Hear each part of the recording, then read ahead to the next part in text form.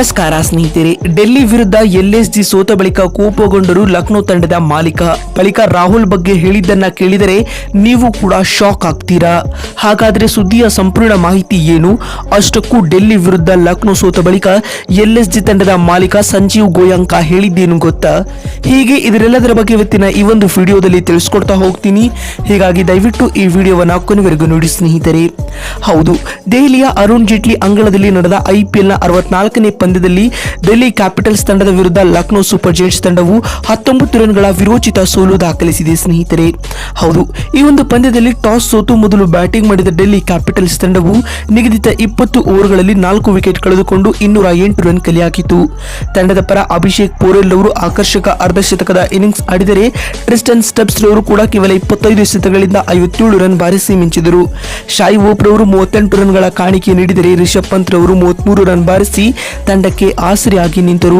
ಇದಾದ ಬಳಿಕ 209 ರನ್ಗಳ ಸವಾಲಿನ ಗುರಿಯನ್ನ ಬೆನ್ನಟ್ಟಿದಂತ ಲಕ್ನೋ ಸೂಪರ್ ಜೈಂಟ್ಸ್ ತಂಡವು ಉತ್ತಮ ಆರಂಭವನ್ನ ಪಡೆದುಕೊಂಡಿರಲೇ ಇಲ್ಲ.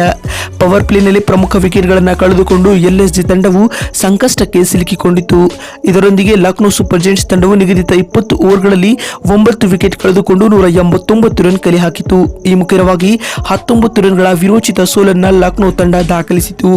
LSG ತಂಡದ ಪರ ಬ್ಯಾಟಿಂಗ್ ನಲ್ಲಿ ನಿಕೋಲಸ್ ಬುರನ್ ಅವರು 61 ರನ್ ಬಾರಿಸಿ ಮಿಂಚಿದರೆ ಕೊನೆಯಲ್ಲಿ ಬಂದ ಅರ್ಷದ್ ಖಾನ್ ಅವರು ವಿಸ್ಫೋಟಕ ಅರ್ಧಶತಕವನ್ನ ಬಾರಿಸಿ ತಂಡದ ಮಾನವನ್ನ ಕಾಪಾಡಿದರು. ಇದರೊಂದಿಗೆ LSG ತಂಡವು 19 ರನ್ಗಳ ವಿರೋಚಿತ ಸೋಲು ದಾಖಲಿಸಿತು. ಇದೀಗ ಡೆಲ್ಲಿ ವಿರುದ್ಧ ಲಕ್ನೋ ಸೋತ ಬಳಿಕ ಪೋಸ್ಟ್ ಮ್ಯಾಚ್ ಪ್ರೆಸೆಂಟೇಷನ್ ವೇಳೆ ಮಾತನಾಡಿದ LSG ತಂಡದ ಮಾಲೀಕ ಸಂಜೀವ್ ಗೋಯಂಕ ಈ ರೀತಿಯಾಗಿ ಹೇಳಿದ್ದಾರೆ. ಇಂದು ಡೆಲ್ಲಿ ವಿರುದ್ಧ ಸಿಕ್ಕಿರುವ ನಾಚಿಕೆಗೇಡಿನ ಸೋಲಿನಿಂದ ನಾನು ಬಹಳ ನಿರಾಸೆಗೊಂಡಿದ್ದೇನೆ.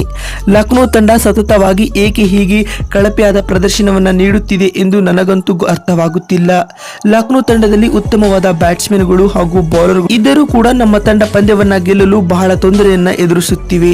ನಾವು ಇಂದು ಡೆಲ್ಲಿ ವಿರುದ್ಧ ಈ ಪಂದ್ಯವನ್ನ ಸೋಲಲು ಮುಖ್ಯವಾದ ಕಾರಣ ನಾಯಕ KL ರಾಹುಲ್ ರವರು. ಏಕೆಂದರೆ ಕಳೆದ ಪಂದ್ಯದಂತೆ ಈ ಪಂದ್ಯದಲ್ಲಿಯೂ ಕೂಡ KL ರಾಹುಲ್ ರವರು ತಮ್ಮ ಕೆಟ್ಟದಾದ ಬ್ಯಾಟಿಂಗ್ ಜೊತೆ ಕಳಪೆಯಾದ ನಾಯಕತ್ವವನ್ನ ಮಾಡಿ ತಂಡದ ಸೋಲಿನಲ್ಲಿ ಪ್ರಮುಖ ಪಾತ್ರ ವಹಿಸಿದರು. ಇದರ ಕಾರಣದಿಂದಾಗಿ ನಮ್ಮ ಲಕ್ನೋ ತಂಡ ಡೆಲ್ಲಿ ವಿರುದ್ಧದ ಪಂದ್ಯವನ್ನ ಕಳೆದುಕೊಂಡಿತು. ನಾಯಕರಾದ KL ರಾಹುಲ್ ಅವರು ಇಂದಿನ ಪಂದ್ಯದಲ್ಲಿ ಕಳಪೆಯಾದ ಬ್ಯಾಟಿಂಗ್ ಮತ್ತು ಕೇರ್ಲೆಸ್ ಆದ ನಾಯಕತ್ವವನ್ನ ಮಾಡಿದ್ದಾರೆ. ಹೀಗಾಗಿದ್ದಲ್ಲಿ ತಂಡದ ಇತರೆ ಆಟಗಾರರಿಂದ ಏನನ್ನ ಕೂಡ ನಿರೀಕ್ಷಿಸಲು ಸಾಧ್ಯವೇ ಇಲ್ಲ.